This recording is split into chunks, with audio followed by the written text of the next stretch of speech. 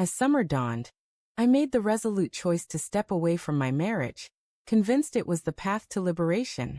The allure of autonomy, fresh adventures, and rediscovering my former self seemed the antidote to my inner unrest. I had persuaded myself that our shared existence had morphed into a stifling routine, chaining me from a fuller life.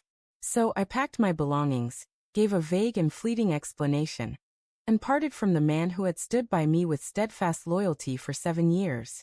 In that instant, I believed I was chasing true happiness. The early days of summer felt like a dream come true.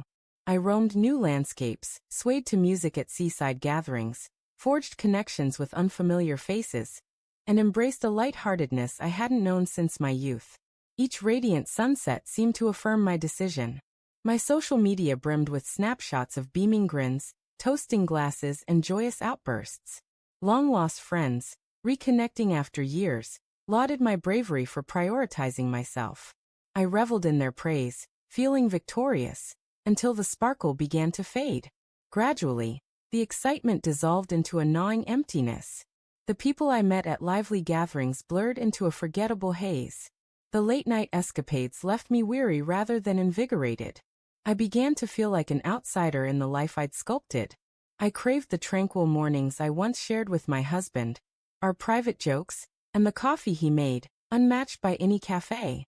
I ached for the solace of being understood without uttering a word. I tried to dismiss it, assuring myself that missing someone after such a bold change was only natural. But the subtle yearning sharpened into a piercing sorrow. I found myself poring over old photos of us, revisiting messages where he'd uplifted me, even when I doubted my worth. It dawned on me that I had mistaken peace for dullness and devotion for routine. One rainy evening in August, I sent him a brief text, just a hi. No reply came. The following day, I crafted a longer message, confessing my regret for leaving so abruptly, and explaining how adrift I'd felt, believing I needed freedom. Silence persisted. I called, only to be met with his voicemail. I tried again the next day, and the day after that. By the second week of no response, anxiety began to grip me. I poured my soul into an email, owning my errors, admitting how deeply I missed him, and recognizing what love truly meant to me now. Days passed. Still nothing. It felt as though I'd been wiped from his world. Perhaps that was his way of guarding himself from further hurt. Murmurs from shared friends began to reach me. Some spoke softly, noting how profoundly wounded he was. Others were blunt, saying he'd changed his number, and wanted no part in reconnecting. They mentioned he'd adopted new routines, exercising, painting again, and spending time with his sister's kids. He was piecing his life back together, and I had no role in that process. It was a strange kind of pain to realize someone could forge ahead without you.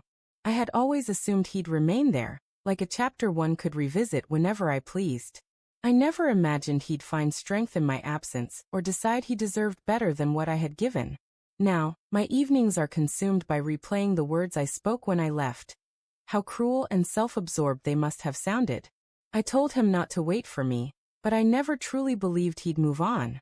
I thought love was like a stretch of elastic, something you could tug and expect to snap back. But some ruptures don't heal. Each notification on my phone stirs a fleeting hope that it's him. It never is.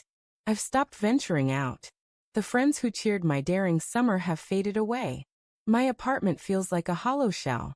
The independence I pursued has become a prison of my own making. I don't know if he's found someone else. The thought burns, but I know I've forfeited the right to inquire. I was the one who walked away, certain I could discover something grander. But the truth is, the grandest thing was the man I left behind. He wasn't perfect, but he was compassionate, reliable, and sincere. I pen letters to him I'll never mail. I play our cherished songs, imagining us dancing together in the living room. I wonder if he ever thinks of me, though I suspect he doesn't, not anymore. And perhaps that's the price I've paid. Regret is a silent anguish. It creeps in during the quiet moments, murmuring of what you've discarded. I wanted a radiant summer, and I had it. But it cost me the one thing that was real. No matter how many apologies I offer, he won't respond.